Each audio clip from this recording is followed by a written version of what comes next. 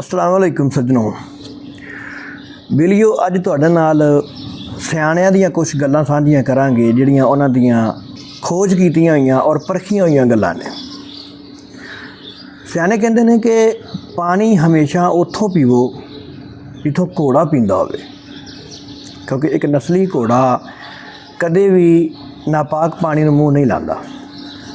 ते अगर सकून दी नींद सोना चाहते हो तो मंजी हमेशा उत्थे विछाओ जिथे बिल्ली सौंदी होवे, क्योंकि बिल्ली एक सकून वाली जगह का इंतखाब करती है। तो फल हमेशा वो खाओ जिन्हों कीड़ा छू के लंघ गया होए, बगैर खादे हो छू के लंघ गया होए, क्योंकि कीड़ा पक्के फल की तलाश चुदा है।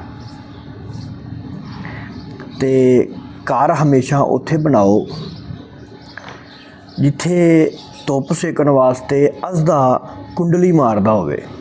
असदा आंदे ने वड्डे सप नूं, जिथे वो धुप सेकण वास्ते कुंडली मारदा होए उस जगह ते घर बनाओ, क्योंकि असदा उस जगह का इंतखाब करदा है जिहड़ी मजबूत ते पुख्ता होने दे नाल नाल गर्मियां च ठंडी ते सर्दियां च गर्म हुंदी।